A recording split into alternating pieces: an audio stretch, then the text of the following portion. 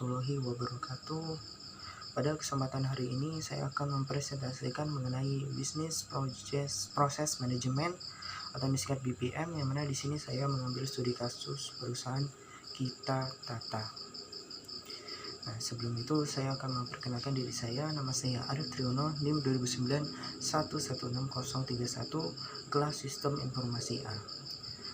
Sebelum masuk ke inti pembahasan, saya akan menjelaskan deskripsi atau pengertian dari BPM, yang mana bisnis proses manajemen atau disingkat BPM adalah pendekatan manajemen yang digunakan untuk mendeskripsikan, memodelkan, dan mengoptimalkan proses bisnis.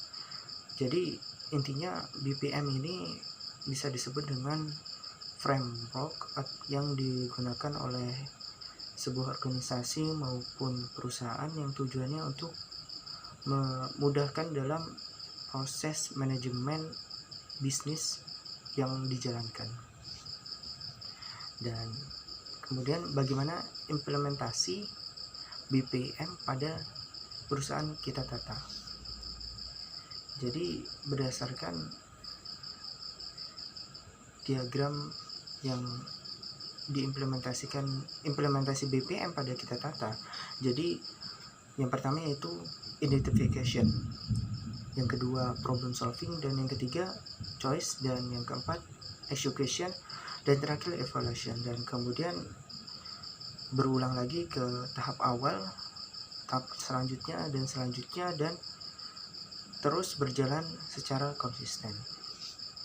Yang pertama yaitu tahap identification.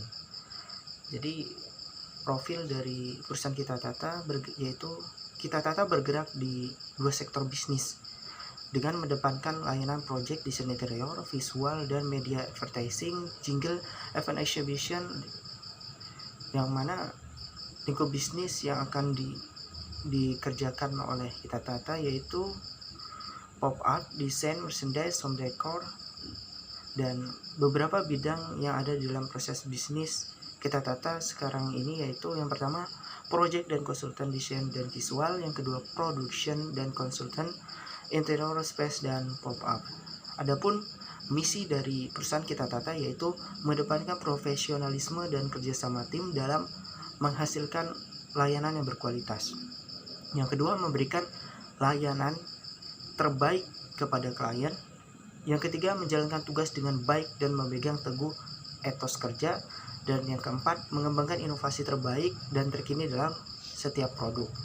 Dan adapun visi dari perusahaan Kita Tata yaitu menjadikan sebuah organisasi yang terdepan dalam menghasilkan produk dan jasa sebagai sebuah solusi terkini, dan menjunjung tinggi profesionalisme sehingga memuaskan klien ataupun stakeholder.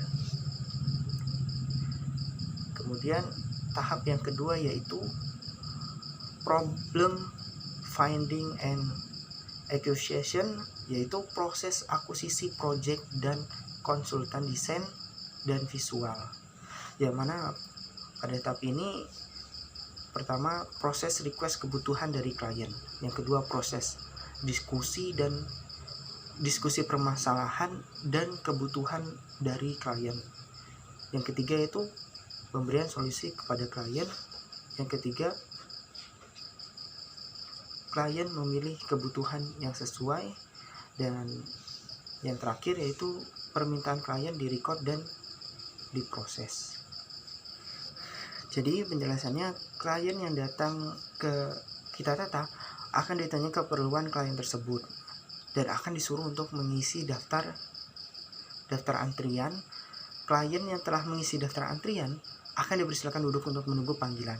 Setelah klien menerima panggilan, klien akan menuju ruangan untuk bertemu dengan CEO Kita Tata, dan kemudian dilakukan diskusi mengenai permasalahan dan kebutuhan klien. Pada diskusi tersebut, pihak Kita Tata akan mendengarkan lebih dulu permasalahan dari klien tersebut. Kemudian pihak Kita Tata akan memberikan beberapa solusi dari permasalahan yang telah dihadapi oleh klien. Dari solusi yang ditawarkan tersebut, klien dibebaskan untuk memilih mana yang menurutnya dirasa cocok dengan permasalahan, atau klien bisa memberikan gambaran solusi permasalahannya sendiri. Setelah diskusi selesai dilakukan, klien diminta untuk mengisi data dan permintaan klien yang akan direcord oleh kita tata, dan nantinya akan diproses lebih dalam untuk menggali lebih dalam permasalahan dan kebutuhan yang diinginkan oleh klien tersebut. Kemudian tahap yang ketiga yaitu problem solving atau pemecahan masalah, yang mana di sini penawaran proyek dan dokumentasi pembuatan desain. Jadi pada tahap ketiga ini yaitu yang pertama pertemuan dengan klien, yang kedua dokumentasi dan pembuatan desain dari kebutuhan klien, dan yang ketiga pembuatan perjanjian.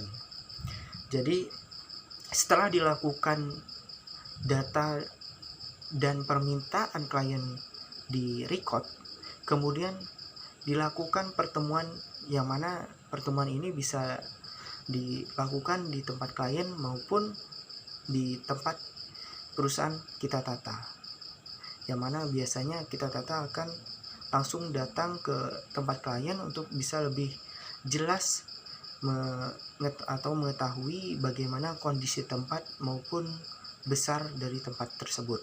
Lalu pihak kita tata akan mulai menggali kebutuhan dan klien tersebut. Keinginan dari klien yang telah dijabarkan tadi akan digambarkan secara kasar oleh kita tata dan ditunjukkan kepada klien apakah sudah sesuai dengan keinginan dari klien tersebut. Jika sudah disetujui, maka gambar tersebut akan didigitalkan. Tahap terakhir yang dilakukan adalah checklist kebutuhan klien, apakah sudah benar-benar tercatat atau terpenuhi semuanya. Setelah kebutuhan yang diinginkan oleh klien sudah disetujui, langkah selanjutnya adalah membuat suatu perjanjian antar kedua belah pihak. Isi perjanjian yang akan dibuat ini bersih persetujuan antara kedua pihak mengenai desain yang dibuat, meliputi rancangan desain yang akan dibuat, biaya yang dibutuhkan, timeline dari proyek dan waktu penyelesaian dari proyek. Setelah semua disetujui oleh kedua belah pihak, maka perjanjian tersebut akan dicetak menjadi sebuah MOU. Dokumen MOU ini akan menjadi bukti kesepakatan kerjasama antar kedua belah pihak. Selanjutnya yaitu tahap choice, yaitu proses kontak kerjasama dengan klien atau MOU proyek. Jadi MOU akan ditawarkan oleh pihak kita tata kepada klien yang ingin melakukan kerjasama.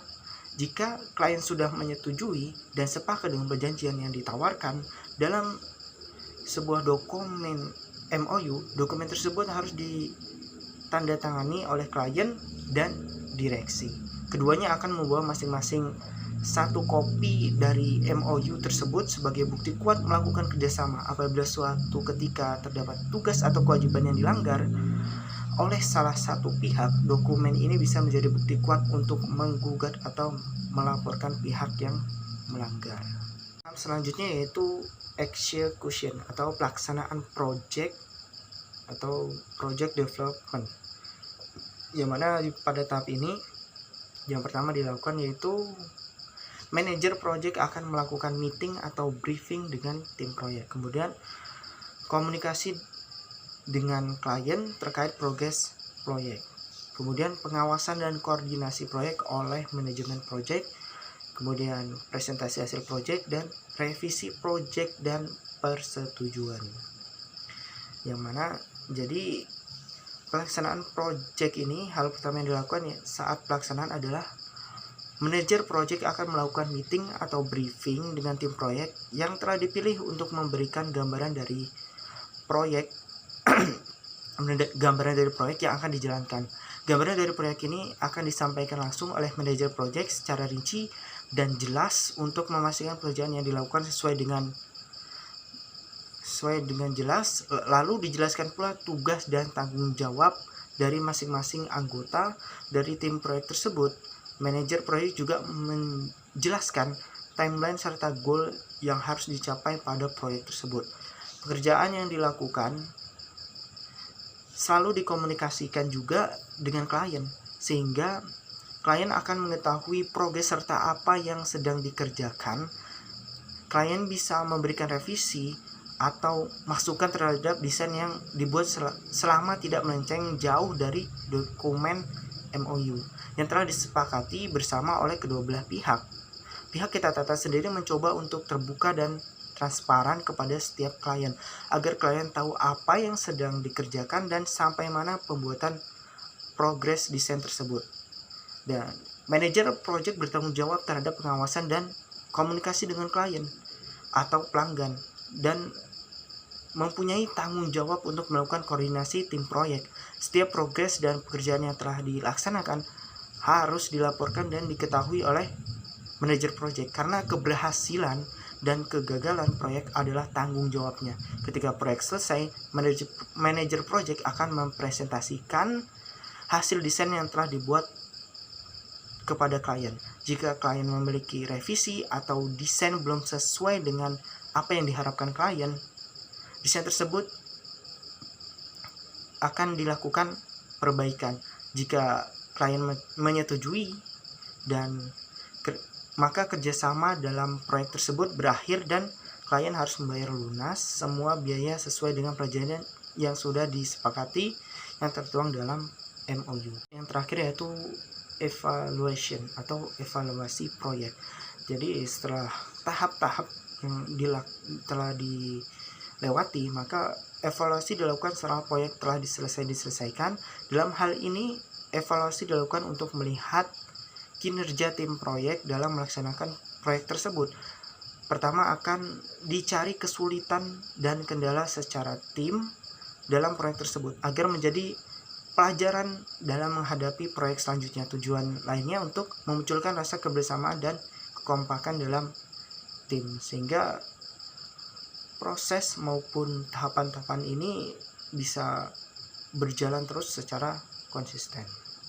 Demikian presentasi yang dapat saya sampaikan. Sekian dan terima kasih. Wassalamualaikum warahmatullahi wabarakatuh.